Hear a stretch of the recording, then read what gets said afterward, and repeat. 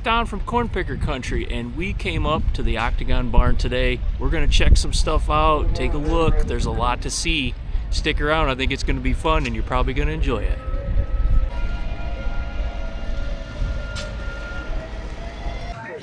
Here's all the flea market. They have a lot here.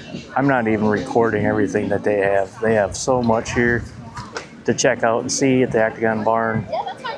There's the big beautiful barn in all her glory. So this is upstairs in the barn. At least on the second floor, you can really see good. You can see downstairs where we walked in. And then also, you can see all of like the antique stuff that they have around here. A lot of cool display stuff. Things of the past that people farmed with, all up on here. So it's basically a living museum of rural farming from a long time ago.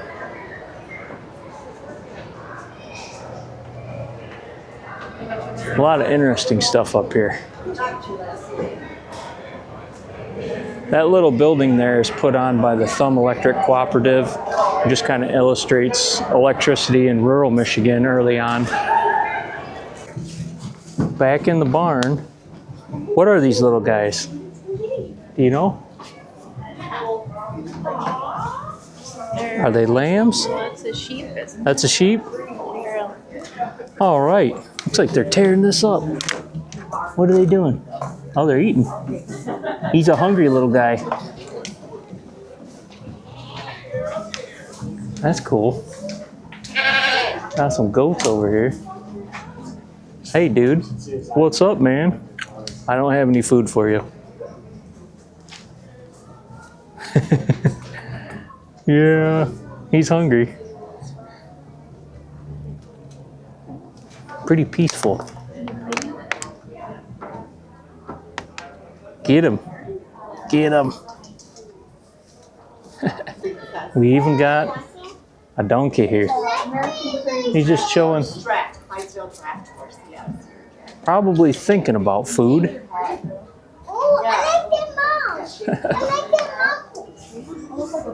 He's coming over. It's a Highland cow. He looks like in the winter he'd stay really warm.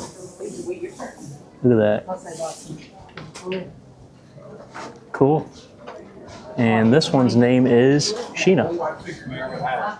Sheena the Highland cow.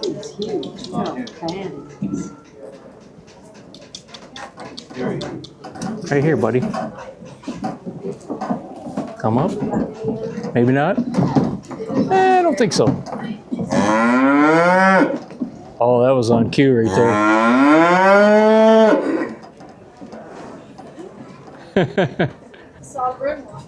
This is Callie, an American draft horse.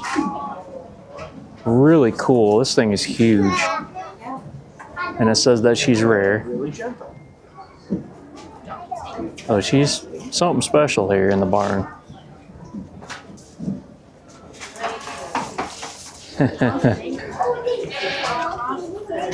Hey, buddy. Everybody loves her. She's a favorite. It is just a big horse. You don't believe how big your side-by-side next to this thing is. Massive. Getting lots of love today. I think these are alpacas. Cool little guys. They're saying hi today. Come to the barn, you might see some sometime. They're either saying hi or they want some food.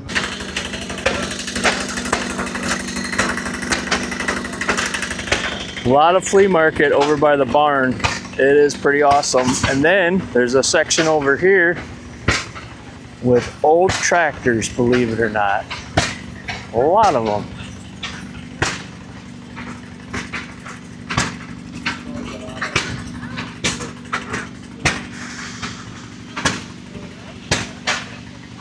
Wow, there's a lot.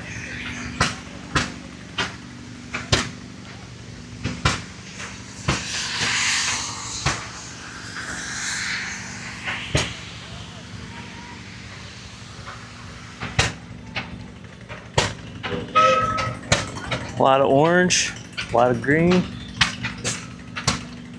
Mini Moline for the Mini Mo guys out there. For the John Deere guys out there, look at this 80/20. That's a hoss. A lot of green.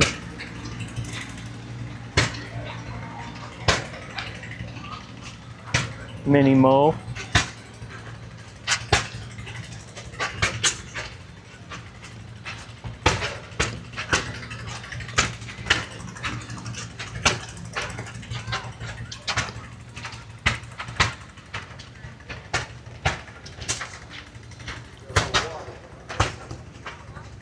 Brad Callahan, thanks for bringing your Mini Mo G1000. She's sharp.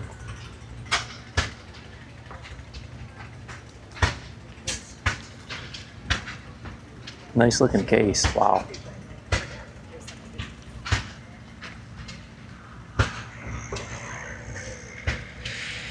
And in the background, you can see, if I get over here quickly,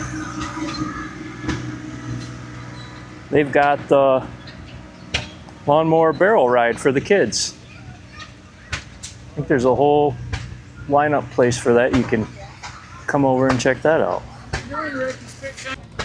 All right, I'm with Sean here today. Sean, this is a beautiful John Deere B. Can you tell me a little bit about this tractor and the history? It was bought by my father-in-law and grandfather-in-law and restored for my wife. It was restored about 20-ish years ago. Brought up here ever since.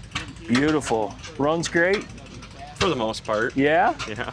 It looks wonderful. Do you guys do it, drive around the parade here around the Thumb Barn? Yep, this will be the first year driving it in the parade. Okay. So. It looks good. Do you guys do any work with it at all or pull anything? Or? No, just for show. She's just a show tractor, but a beautiful show tractor. And a family heirloom, right? Yep. You can't beat those. Those are hard to come by and always worth hanging on to. Yep. Thanks, Sean. Thank you.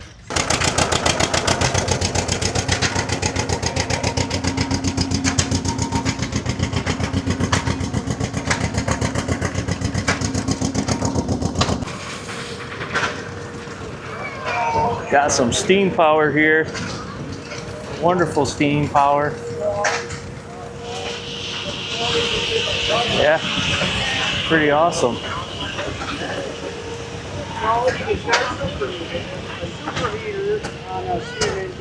They're very few made. All the cranes have them. That took steam out of the dome, brought it up into the smoke box, into a coil, and then down to the engines, which are underneath. So that dried the steam even more. This one only operates at 100 pounds, but most of the railroad locomotives, they tried to get 250 to 350 pounds. The hotter you get that steam, the drier it is. Okay. If you get to 600 pounds of steam pressure, then that's superheated. That's dry steam. If you were to open a valve at that pressure, you wouldn't even see the steam coming out of the pipe until it was about 2 foot long.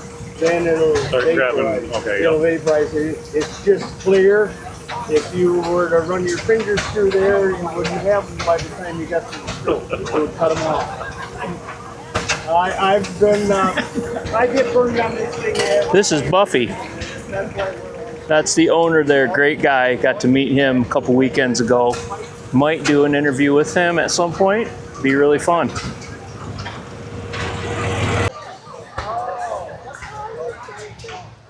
A lot of outdoor stuff to see, kids stuff, petting zoo. This is a sorghum press over here. Really cool. So you can grow sorghum and press it and actually make sorghum syrup.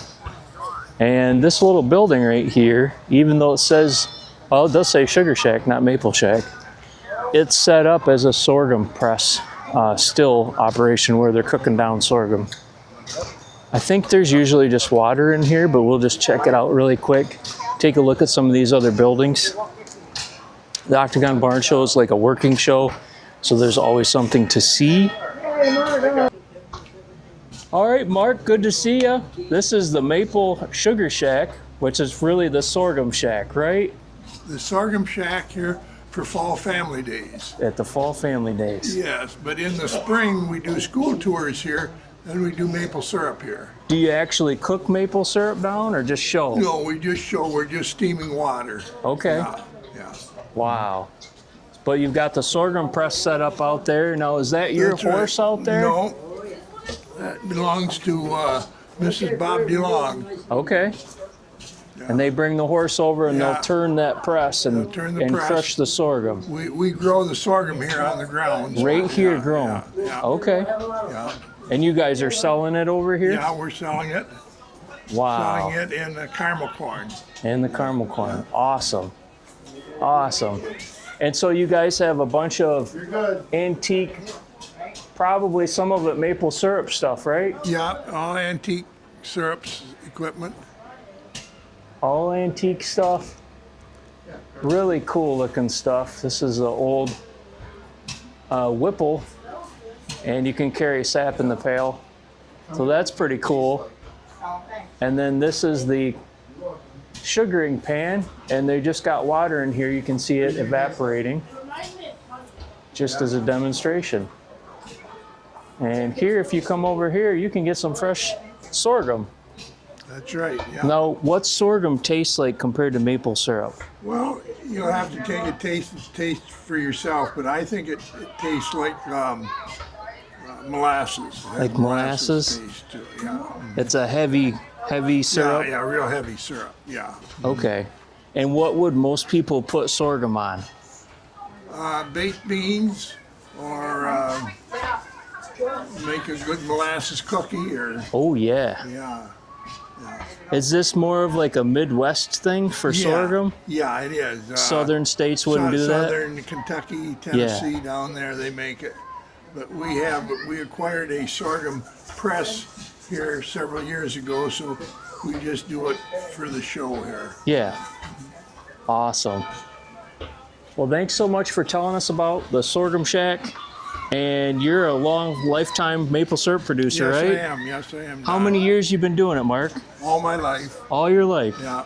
Let's make it 70-some years. You've been doing it 70-some years, and then was your dad making syrup? Yeah, and his dad. I'm the fourth generation. Wow. Make it in the same woods. Beautiful. Yeah. And your kids are carrying it on. Yes.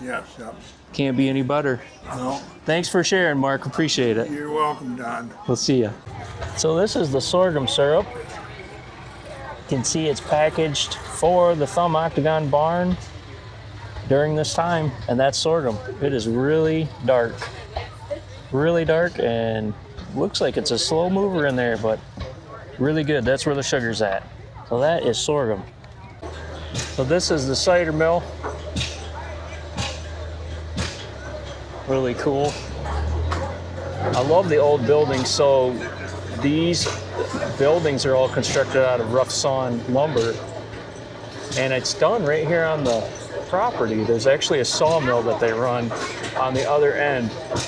So they'll cut all the lumber here and build the buildings. Really cool to be able to do something like that. But this is the cider mill, and you can see the apples going up inside there. We're gonna check it out.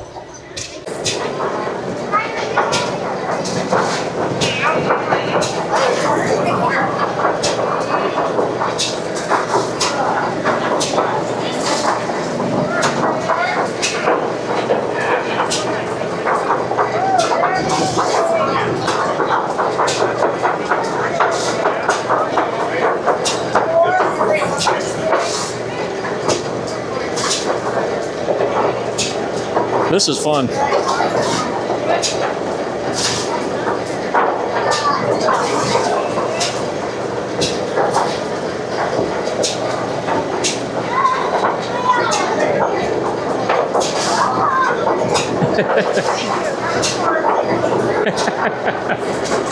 How much cider have you made?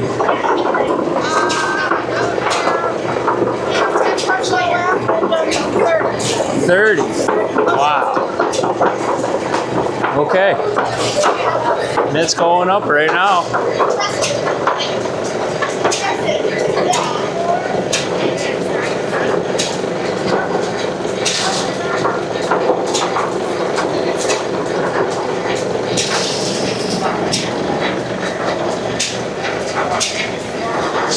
apple is going up in there and getting ground up.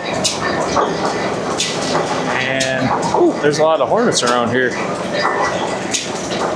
That's the press, so it's going to press the apple with the apple slurry. And this one is actually run by a hit and miss engine.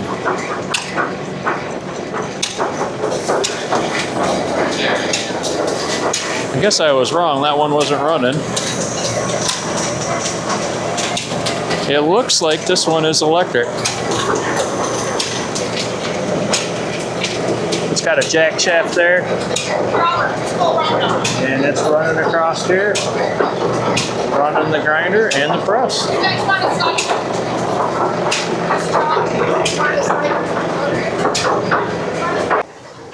So this building is set up as an old grain mill. Grain mills, grain elevators are actually something that were around a long time ago in a smaller shape and size than they are today. And you could bring your grain there as a farmer and sell it and process it. And that's where a lot of the local farmers met during harvest season. This building is actually a favorite of mine. I love coming in here and just seeing all the moving parts and everything that moves. Pretty cool.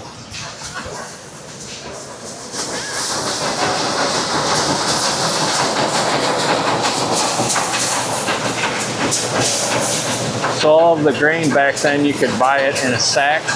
You can see it says Michigan Navy beans. There's feed bags in here, all kinds of local stuff. They've got a replica grain elevator, grain leg right here, moving grain up. This looks like a seed sorter of some sort. Pretty cool.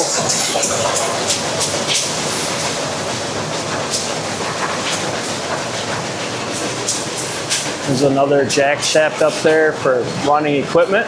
That's kind of neat.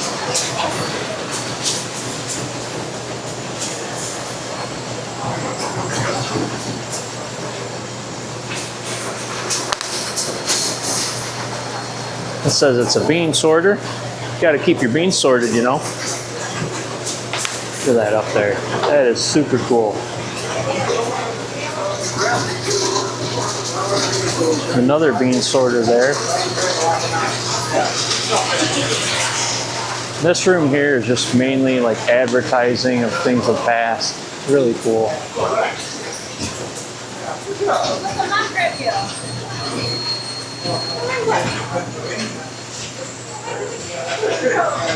This rye.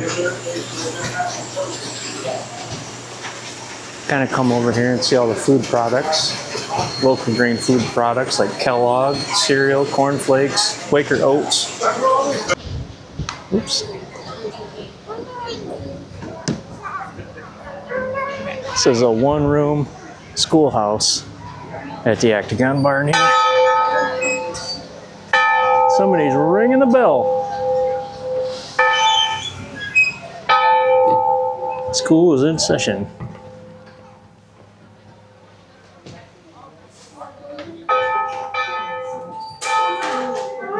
Really cool. Okay, I'm with Rhonda here at the one-room schoolhouse here up the Octagon Barn.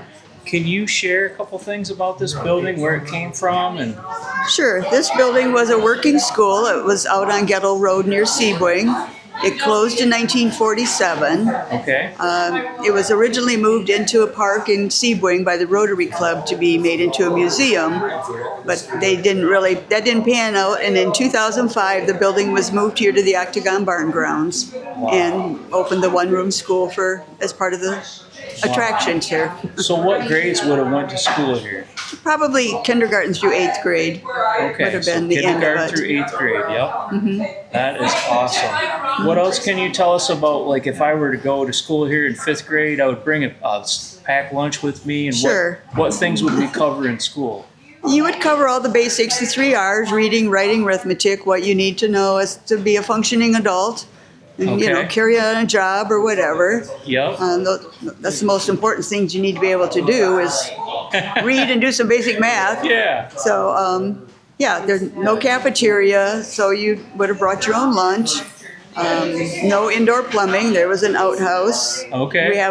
We would have somebody bring in a bucket of water pumped from the pump outside, and there was a dipper, and all the kids would come up and drink from the same dipper, which kind of grosses some people out. But I said I wondered sometimes if they had fewer sick kids because they would build up that resistance Right. of passing things on to one another. But Yeah. So they'd probably get a recess at some point during the day? Yes, there would have been a recess. And what time would a school got out?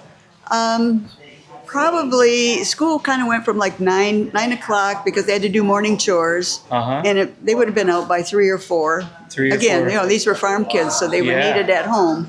And there was probably no school buses back then, Oh no, right? no! I think the farthest away you would live from a school would have been 2 miles. 2 miles They or less. they had enough schools situated, so 2 miles was the maximum walk. And up here in Michigan, we get a lot of snow. So if the snow Yes. got bad, would they just cancel? Probably not. Wow. You know, the That's school incredible. year kind of rotated around what the farm crops were doing. You needed to be out in the spring, you know, sometime in May because kids were needed to help plant. Wow. And then a lot of the older boys didn't come to school in the fall because they were helping harvest. Yeah. So they would be the winter semester. Yeah. You know, Wow. That is the working life for a farm kid out in the country with a one-room schoolhouse. right. Wow. All about the farm, keeping the farm going. Exactly. You know, and they were usually pretty large families. So Right. A lot of that kids. was one thing I always say about discipline in the one-room school, because you only had one teacher to deal with everything. Is there was always a paddle, and you were in this classroom with all your siblings. So if you got in trouble and got paddled by the teacher, your siblings couldn't wait to get home and tattle to mom and dad that you were, and so you probably got it again at home that night. You know, so 2 whoopings. right. I said it's always a double whammy. Yeah. Oh my goodness. Well, thank you so much for sharing with us and kind of keeping all this history alive, because we love to come up here and see it. Well, thank you for visiting. Thank you so much.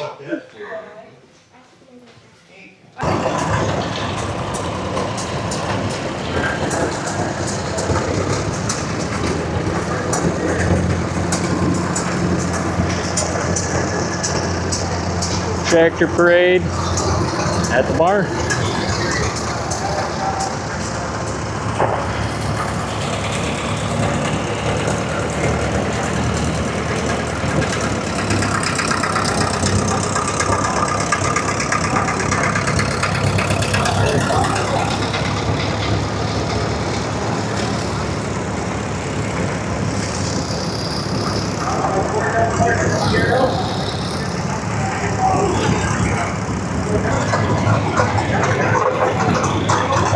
Look at this old Rumley. Wow.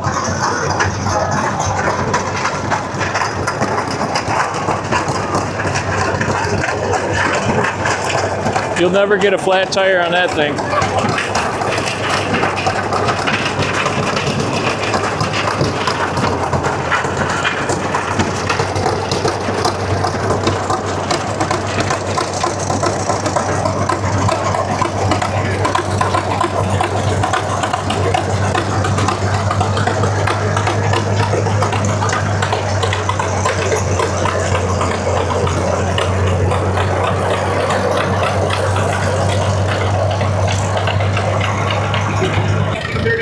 One of 802 that were built. The Rumley 6A was like a last-ditch effort by Rumley to stay in business for their multi-hours car. Next up, we have Dale Will Carroll on a 1951 Farmall Model H. This Charger spent its whole working life over by Fairgrove. If you get a chance to look at it, there's some bars on the frame there. It actually had a set of bean holders on it, and it was old and half joysticks like that. Hey, this is Don from Corn Picker Country. Click like, subscribe if you haven't. If you like what you see, this is a really great show in Michigan in Gagetown. Come on up here and check it out for yourself in September.